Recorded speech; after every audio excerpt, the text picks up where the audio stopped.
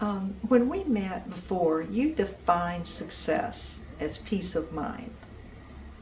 Is that still your is that what you would say? Okay. Just say, what is your definition? I would start with that. All right.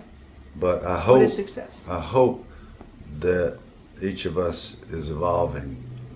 And Jennifer, it was you that first made me think about quantifying success, because for me it always has been a job at a time, a person at a time, a young person at a time. I need to teach this child to believe in himself. I need to make sure he's in the right courses so he can graduate. I need to make sure he's going to class. I need to make sure he's lifting weights and running and he's properly placed on the football team. It was always in terms of individuals and then team goals. And success showed up on the scoreboard or at graduation or in relationships with young people, and it still does. But those are small portions of success. Okay. Peace of mind is a big part of success, but only, I think now, peace of mind combined with having found one's best contribution to humankind and then doing that every day. Such that there's a grace and peace. I'm doing the best. I'm doing the best I can. Mm-hmm. And this is my contribution. This is where I'm supposed to be. And I'm doing all I can. And that way, hopefully, you're able to go to sleep at night. Mm-hmm. And related to that, you mentioned in mentioning your father before that there were good coaches and great coaches.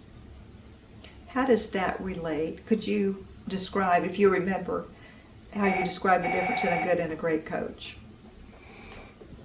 and how that relates to success, and again, emerging leaders, if you want to be an inspirational. What you said, a good coach, I'm paraphrasing, is they get a lot out of you, and you're a better player because of them. A great coach changes who you are, and you're a better and different person because of having known them. Again, that's what I recall you said. A good coach helps you to become a better contributor. Contributor, okay. Whether you're working in physics or drive blocks, okay, or tackling at the goal line or shooting free throws. A great coach makes a difference in your life. A great coach forces you to see things about yourself that you would not have seen without her or him. I had a great coach that was my choir director at College Park Presbyterian Church, Marion Berry. She was a great voice coach. I had a great coach in high school in Bill Badgett. My dad was a great coach. Bobby Dodd was a great coach. I had so many great coaches I could sit here and list them all day long. And it's almost as if there was some sort of divine ordinance. Hey, this boy's going to need more help than most people. So I've been exposed to many of the greatest coaches, I think, of all time. And certainly Vince Lombardi, Don Shula, Bobby Dodd. Sports people recognize those names, but there were others. There were assistant coaches. I had one particular assistant coach at Georgia Tech. And I had been told by the other coaches that I would never make it at Tech. I would never play. I'd say, well, why am I not getting to play? And they'd say, well, you're just not good enough, Bill. You try hard, but you're not good enough, and just accept that. I had another coach that came to my locker and said, I think you are good enough, and I'm going to show you what to do. His name was John Robert Bell. I'll never forget him. When I was playing in the NFL, one year we won the Super Bowl, the Baltimore Colts, Superbowl V. But my career was in trouble because big guys were lined up right in front of me, and I was a very small lineman, and they just beat the stuffings out of me, and I knew my days were numbered.